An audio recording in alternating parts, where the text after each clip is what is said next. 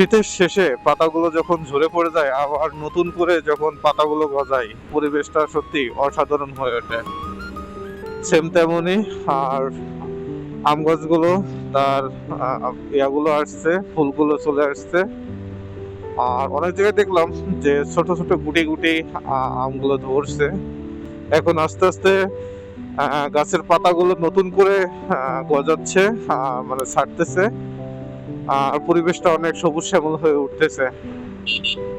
কারণ এমন সবুজ শ্যামল থাকলে আসলে পরিবেশটা সুন্দর লাগে এবং মনের ভিতরে অন্যরকম একটা আনন্দ কাজ করে।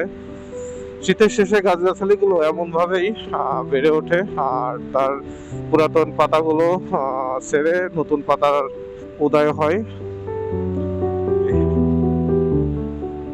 এখন আমি যাচ্ছি খুলনার দিকে। দেখতে পারতেছেন আমি এখন আছি ঢাকা খুলনা হাইওয়েতে। আমার সামনেই ভাটেপাড়া, তারপরে গোপালগঞ্জ। ওই পাশে শুধু মাঠ আর মাঠ, এপাশেও মাঠ। রোডটা খালি আছে, এই রোডের চাপটা একটু কম থাকে অন্যান্য রোডের তুলনায়। আর রোডটা অনেকটা ওয়াইড, এই কারণে গাড়ি চালায় মজা পাওয়া যায় এবং রাস্তাটাও অনেক, কারণ এই রাস্তাটা আবার নতুন করে ঠিক করছে। দেখতে পারতেছেন যেহেতু পুটিং করছে আর কি, ভিটামিন দিয়ে উপর একটা প্রলেপ দিছে, মনে হচ্ছে আবার নতুন হয়ে গেছে রাস্তাটা। আসলে রাস্তা যদি ভালো থাকে আর গাড়িটাও যদি কোনো প্রবলেম না থাকে, সবকিছু যদি ঠিকঠাক থাকে, ভালোই লাগে রাইড করতে। আসলে গাছের পাতাগুলো মাঝে মাঝে একটু বাতাস হলে ঝরে ঝরে পড়তেছে, তখন অন্যরকম একটা মনের ভিতর আনন্দ কাজ করতেছে। জানি না কেন, আসলে ঢাকাতে অনেকদিন পরে ঢাকা থেকে বেরোইছি আর কি, এই জন্য হয়তো বা এমনও হতে পারে। আর তাছাড়া আমি সব দিনেই আসতে, আর তাছাড়া প্রকৃতি কেনা ভালোবাসে।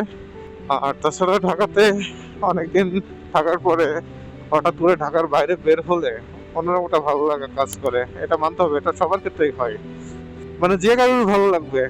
আসলে এটাই সত্য, কারণ দেখেন গাছ গাছগুলো নতুন করে পাতা গজাইছে, ভালোই লাগতেছে আর কি।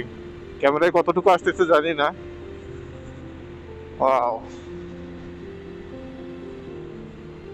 তেল কি এখান থেকে নিয়ে যাব কি? হয়তোবা সামনে আরো পাম্প পাবো, সেখান থেকে নিব। ট্যাঙ্কিটা ফুল করব, তাই আবার তেলটা নামাবো, পাইপ দিয়ে তেল নামাবো, নামায় বোতলে ঢুকাই আবার পাম্পের থেকে ভরবো। যেহেতু আবার ঢাকাতে ব্যাক করতে হবে, ঢাকাতে লাইনে দাঁড়াই তেল নেওয়াটা অসম্ভব। বাইক না চালাইলেও ওইভাবে লাইনে দাঁড়াই নেওয়া যাবে না। রাত মানে রাত ভরে লোকজনের তেল নিতেছে, বুঝেন। বেশি সমস্যা হয়েছে যারা পাঠাও চালায় ঢাকাতে, মূলত ডিস্টার্ব হলো এরা। আমি এখান থেকে তেল নিয়ে যাব, এখান থেকে তেল নিয়ে যাব। দেখি দেয় কি না আমাকে। ভাই তেল নেওয়া যাবে না? দেরি হবে।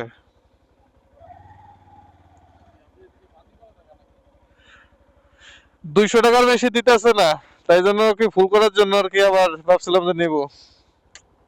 ৳200 বেশি দিতেছে না, যাবো অনেক দূরে যাবো এই জন্য। হ্যাঁ, সবখানে 200 দিতেছে। এখন যাবো খুলনাতে, এখন তো ৳200 তেল নিয়ে তো পোষাইবে না। হ্যাঁ, এই রোডে যত আছে, হ্যাঁ 200 করে।